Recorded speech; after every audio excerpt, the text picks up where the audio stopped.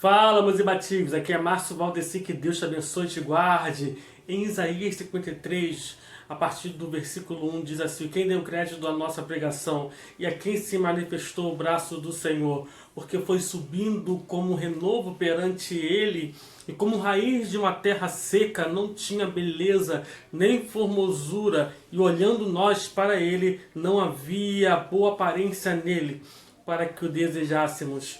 Era desprezado e o mais rejeitado entre os homens, homens de dores e experimentado nos sofrimentos, e como um de quem os homens escondiam o rosto, era desprezado, e não fizemos dele caso algum. Verdadeiramente ele tomou sobre si as nossas enfermidades e as nossas dores levou sobre si, e nós o reputávamos por aflito, ferido de Deus e oprimido, mas ele foi ferido por causa das nossas transgressões e moído por causa das nossas iniquidades. O castigo que nos traz a paz estava sobre ele, e pelas suas pisaduras fomos sarados. Todos nós andávamos desgarrados como ovelhas, cada um se desviava pelo seu caminho, mas o Senhor fez cair sobre ele a iniquidade de nós todos. Ele foi oprimido e afligido, mas não abriu a sua boca.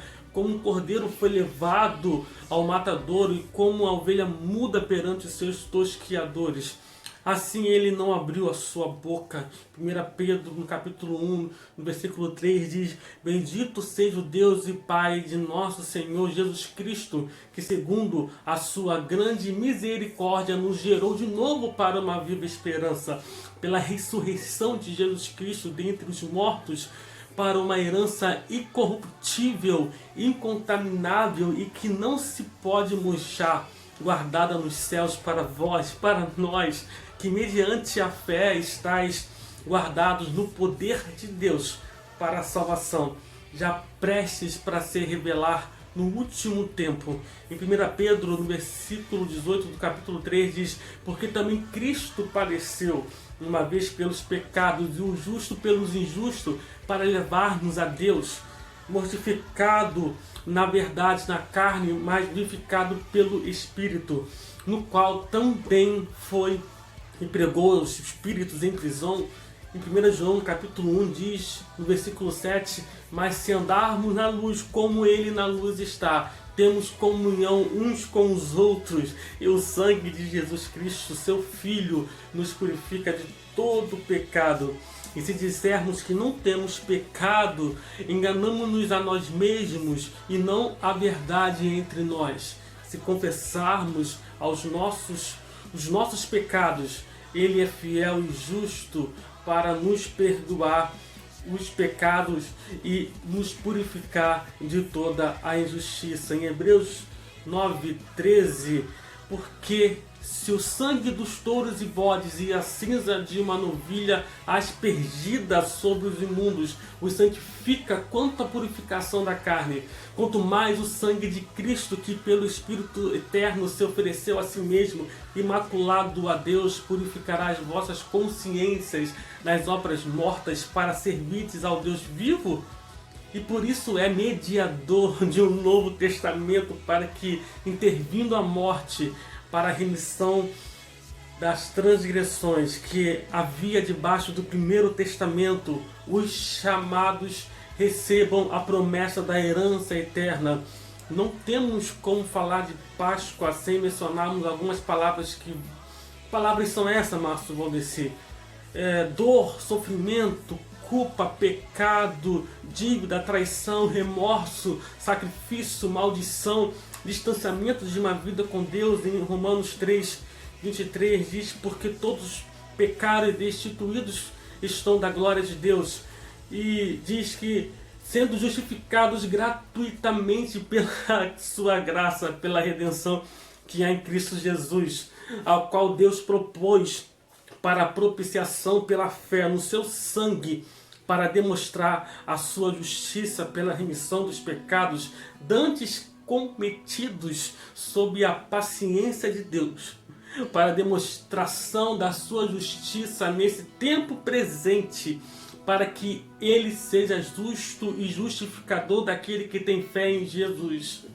Márcio Valdeci, mas não temos como não falar de Páscoa sem falar de livramento, sem falar de justificação. E o que é justificação? Justificação é o que eu abro mão pelo direito de ter para viver a paz que excede todo entendimento. Em Romanos 5:17, porque se pela ofensa de um só a morte reinou por esse, muito mais os que recebem a abundância da graça e o dom da justiça reinarão em vida por um só, Jesus Cristo. Pois assim como por uma só ofensa veio o juízo sobre todos os homens para a condenação, assim também por um só ato de justiça veio a graça sobre todos os homens para justificação de vida.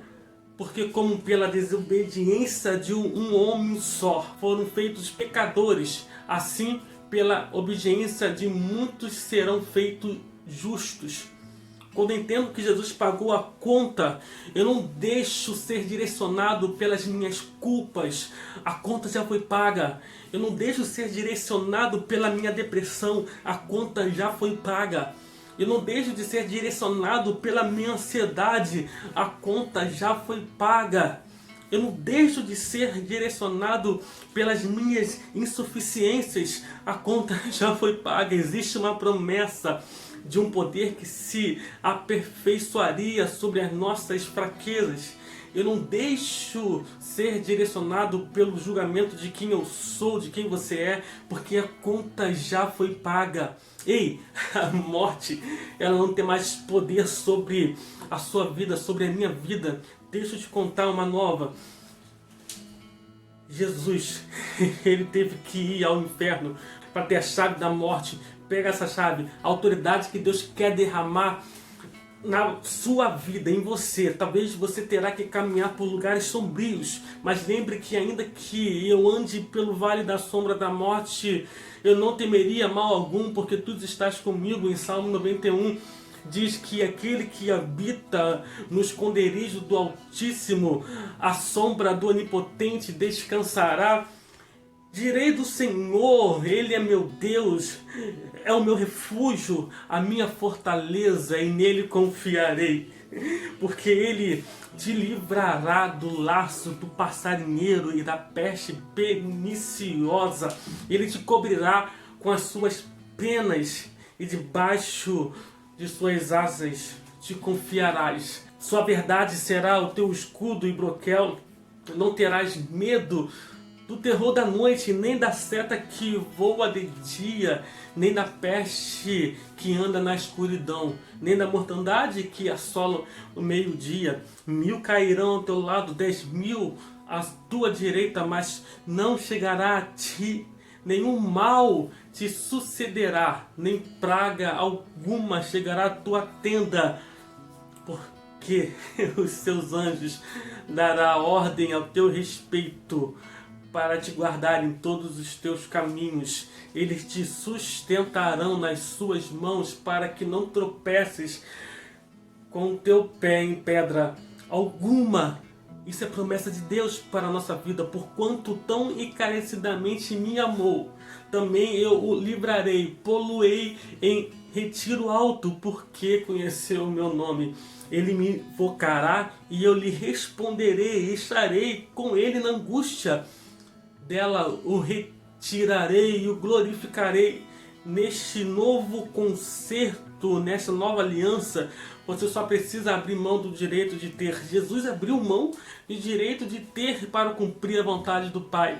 Em Hebreus 10:19 diz que tendo, pois, irmãos, ousadia para entrar no santuário, pelo sangue de Jesus, pelo novo e vivo caminho que Ele nos consagrou, pelo véu, isto é, pela sua carne, e tendo um grande sacerdote sobre a casa de Deus, cheguemo-nos com verdadeiro coração, em ter a certeza de fé, tendo os corações purificados da má consciência e o corpo lavado com água limpa, retenhamos firmes a confissão da nossa esperança, porque fiel é o que prometeu.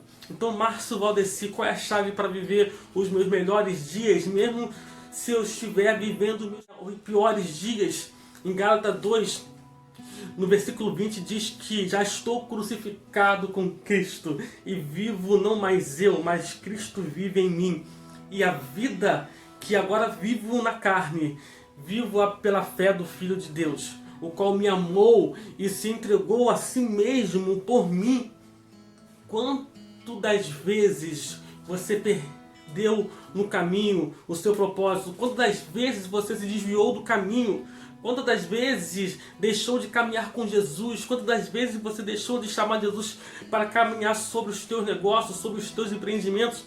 Para terminar esse vídeo, eu quero deixar em Efésios, no capítulo 1, versículo 19, essa chave que diz que e qual a sobreexcelente grandeza do seu poder sobre nós, os que cremos, segundo a operação da força do seu poder, que manifestou em Cristo, ressuscitando-o dentre os mortos e pondo à sua direita nos céus, acima de todo o principado e o poder, potestade e domínio e de todo nome que se nomeia, não só neste século, mas também no vindouro, e sujeitou todas as coisas a seus pés, e sobre todas as coisas e o constituiu como cabeça da igreja, que é o seu corpo, a plenitude daquele que cumpre tudo em todos. Você está disposto a abrir mão do direito de ter, mesmo que você tenha que pagar com sua vida para viver a vontade do Pai? Márcio, o que eu ganho com isso? Antes de falar, eu preciso ler uma passagem bíblica. Judas, com remorso, ele se suicida. Em Mateus 27, então Judas, o que o traíra, vendo que fora condenado, trouxe arrependido as 30 moedas de prata aos principais sacerdotes e anciões, dizendo: pequei, traindo sangue inocente. E eles, porém, disseram: o que nos importa? Isso é contigo. E ele, atirando para o templo as moedas de prata, retirou-se e foi se enforcar. No próximo capítulo, em Mateus 28, 1, Mateus diz lá que no fim do sábado, quando já despontava o primeiro dia da semana, Maria Madalena e a outra Maria foram ver o sepulcro. E eis que houvera um grande terremoto, porque o anjo do Senhor, descendo do céu, chegou, removendo a pedra da porta, e sentou-se sobre ela. E o seu aspecto era como um relâmpago, e as suas vestes brancas como a neve. E os guardas, com medo dele, ficaram muito assombrados e mortos. Mas o anjo, respondendo, disse às mulheres: não tenhais medo, pois eu sei que buscais a Jesus, que foi crucificado. Ele não está aqui, porque já ressuscitou, como havia dito. Vinde e veja o lugar onde o Senhor jazia. E depois, imediatamente, dizei aos seus discípulos que já ressuscitou dentre os mortos. E eis que ele vai adiante de vós para a Galiléia. Ali o vereis. Eis que eu vos tenho dito. Será que Jesus não sabia que Judas ele tinha um caráter duvidoso? Será que Jesus não sabia que Judas iria o trair? Deus sempre nos dá uma oportunidade de sermos melhores pais, de sermos amigos melhores, de sermos servos melhores, de sermos filhos melhores. Deus tem uma expectativa sobre nós. Eu te peço, meus imbatíveis, não se entregue à morte, não desiste da sua vida, não desiste dos seus sonhos, não tire a sua vida, não se culpe, sempre existirá o próximo capítulo de sua vida. Se Judas esperasse só mais um capítulo, ele teria os seus pecados perdoados. A solução estava pertinho dele. Não tome decisões precipitadas.